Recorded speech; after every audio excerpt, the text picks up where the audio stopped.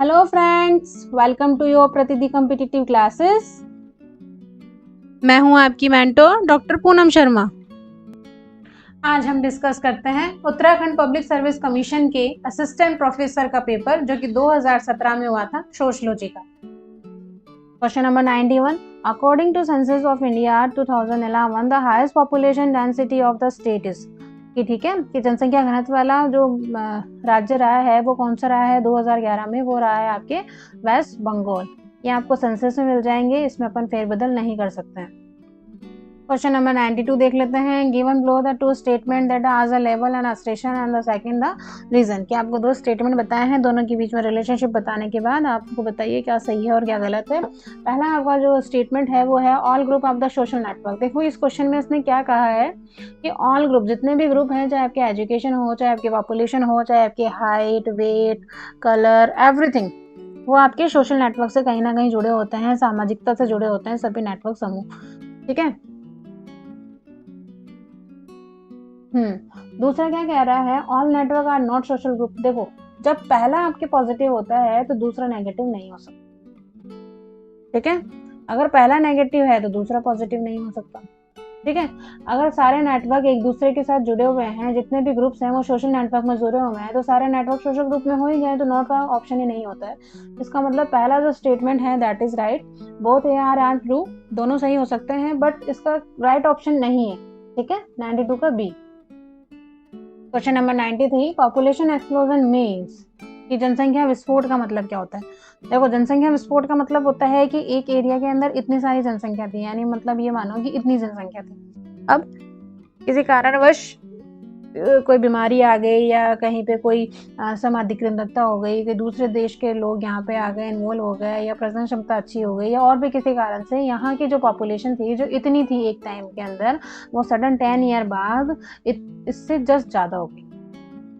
यानी कि तीव्र गति से जब आपकी पॉपुलेशन बढ़ती है, आपकी बर्थ रेट हाई हो जाती है और आपकी डेथ रेट लो हो जाती है, तब पॉपुलेशन एक्सप्लोजन होता है। तो इंक्रीज बर्थ रेट, बिल्कुल इंक्रीज बर्थ रेट होती है। High birth rate and high death rate, देखो हाई डेथ रेट रहेगी आपकी, मृत्यु दर अधिक रहेगी तो बर्थ रेट बैलेंस रहेगी फिर तो। ठीक है, यहाँ पे बैलेंस हो जाती है।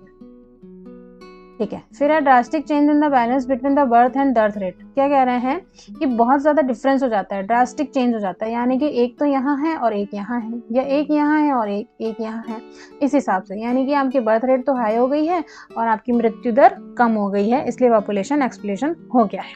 ठीक है, और नेक्स्ट हो रहा है नॉन अबाउट द वो, तो इसका जो राइट ऑप्शन आएगा वो आएगा option number C. Question number 94, according to census of India 2009 female of the participant रेटिव, कि भारत की जनगणना 2011 के अनुसार महिला कार्य सहभागिता दर जो रही है वो आपकी रही है 25.4। क्वेश्चन नंबर 95, दो स्टेटमेंट दिए गए हैं, दोनों के बीच में संबंध स्थापित करना है आपको। पहला आपका स्टेटमेंट है अकॉर्डिंग टू वालस्टीन। वालस्टीन ने वर्ल्ड सिस्टम दिया था, वर्ल्ड सिस्टम दिया था, विश्व व्यवस्था सिद्धांत।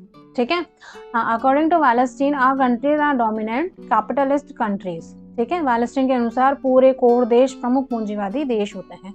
दूसरा क्यों होते हैं, क्योंकि dominant capitalist countries develop by exploiting peripheral countries of the cheap labour and raw material.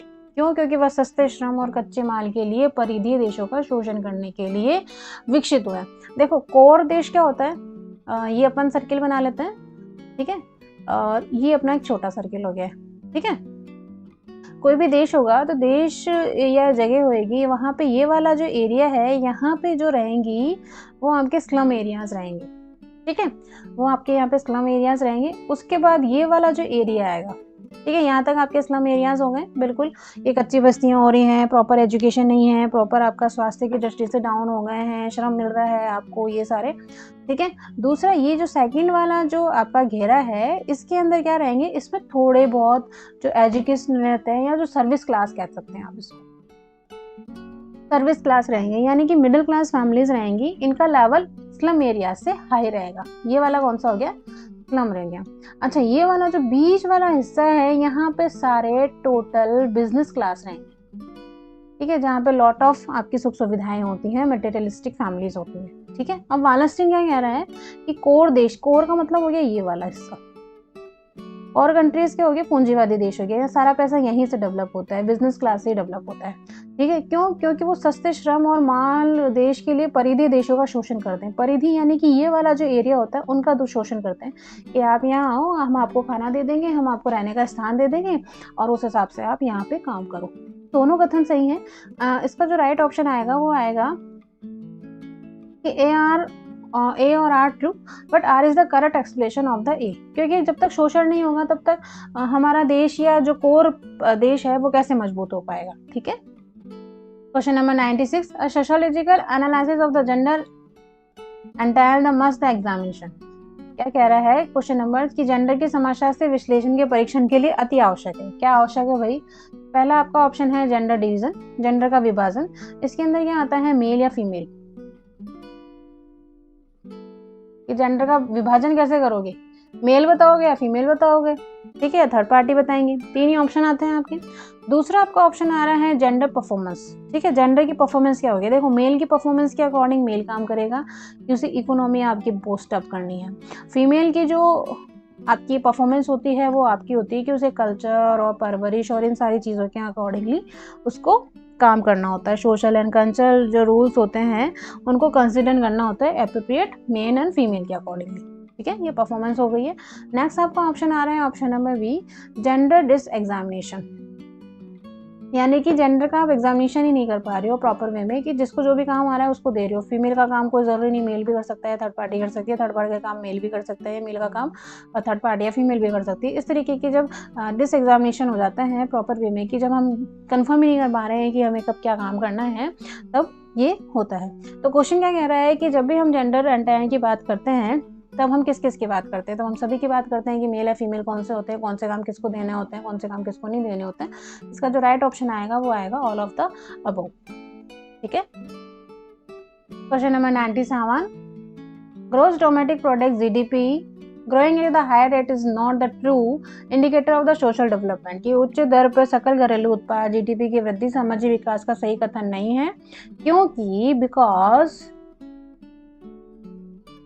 GDP only indicates growth, not pattern of the distribution among the various स्तरता, कि विभिन्न स्तरों पे वो डिस्ट्रीब्यूशन कैसे कर रही है ये कंफर्म नहीं कर पाती है। इसलिए जीडीपी जो होती है वो हायर रेट ठीक नहीं होती सोशल डेवलपमेंट के लिए। देखो, जीडीपी क्या होता है कि जो सोशल स्तर पे या जो हम पारिवारिक या घर के स्तर पे जब हम काम करते हैं वो आपकी जीडीपी में काउंट होती है। ग्रोस डोमेस्टिक प्रोडक्ट, जो भी आपके घर से उत्पाद होता है वो जीडीपी कहलाती है। ये आपके सोशल डेवलपमेंट के लिए बहुत ज़रूरी होता है, पर सोशल डेवलपमेंट कितना हुआ है ये कंफर्म नहीं कर पाता है। ठीक है, बट ये जो कह रहे हैं कि इसका विभिन्न स्तरों पे विवरण का प्रतिरूप नहीं होता है, उसको डिफाइन नहीं कर सकते हैं कि इस पे इसने कितना पैसा किया, इस पे इसने कितना पैसा किया। बिल्कुल ये बात सही है कि नहीं कर पाते। ठीक है, बट ये इसके साथ कहीं मैच नहीं हो रहा है, इसलिए इसका जो राइट ऑप्शन आएगा वो आएगा B. Question number 98, what is the main cause of the gender difference. कि जेंडर डिफरेंस किस वजह से होता है? देखो, जेंडर डिफरेंस जब भी होता है वो सोशली लेवल पे होता है। हमेशा ध्यान रखना, जेंडर डिफरेंस की जब बात करेंगे तब सोशली ही डिफरेंस होता है, अदरवाइज जेंडर डिफरेंस नहीं होता है। सेक्स डिटर्मिनेशन होता है कि आपका सेक्स क्या है, बाकी जेंडर डिफरेंस हमेशा सोशल लेवल पे होता है, और सोशल आपकी वहाँ की सोसाइटीज़ कैसी है इसके लिए होता है। तो ये इसका जो राइट ऑप्शन आएगा वो आएगा पैट्रियार्कल सोसाइटी या मैट्रियार्कल सोसाइटी। तब जाके आपके जेंडर डिफरेंस होता है कि कहाँ पे आपको पुत्र को वरीयता देनी है, कहाँ पे आपको पुत्री को वरीयता देनी है। आपके इकोनॉमिक डिफरेंस की वजह से कभी भी नहीं हो पाता है, आपके पर्सनैलिटी डिफरेंस से भी नहीं होता है, और आपके प्रोसेसिएशन की वजह से भी नहीं होता है। Question number 99, make out the current sequence और the perspective of the gender and the development India. कि जेंडर और डेवलपमेंट इन इंडिया के ऊपर करेक्ट आपको पर्सपेक्टिव डालना है कि जेंडर और डेवलपमेंट कैसे हो पाए भारत में। जेंडर और विकास से संबंधित दृष्टिकोण के क्रम का चयन आपको करना है, करंट सीक्वेंस आपको बताना है। तो देखो, जब भी कोई बात होगी तब से पहले हम जेंडर का वेलफेयर करेंगे। ठीक है, वेलफेयर करने के बाद उसका डेवलपमेंट करेंगे, और दोनों का जब डेवलपमेंट हो जाएगा तब उसे एम्पावरमेंट दे देंगे। ठीक है, तो इसका जो राइट ऑप्शन आएगा वो आएगा ऑप्शन नंबर सी, कि जब तक कभी किसी का कल्याण नहीं होता तब तक उसका विकास नहीं होता, जब तक विकास नहीं होता तब तक उसे एम्पावरमेंट नहीं मिलता, सशक्तिकरण नहीं मिलता है। Question number 100, which year was the declare the international women as a year of UN. United nation ने इंटरनेशनल वुमेन ईयर कब घोषित किया गया है? तो ये घोषित किया गया है 1975 में। ध्यान रखिएगा, 1975 में वुमेन ईयर डेवलप ईयर घोषित किया गया है। और 86 के अंदर आपको पता है कि वर्ल्ड एनवायरनमेंट ईयर आपके डिक्लेयर किया गया है। दोस्तों, अपने स्टडी को कंटिन्यू करते हुए बूस्ट अप कीजिए, सफलता आपकी ही है। डेफिनेटली आप सफल हो जाएंगे। आशा करती हूँ आपको वीडियो पसंद आया होगा। Thanks for watching video. Please like और सब्सक्राइब कर दीजिएगा।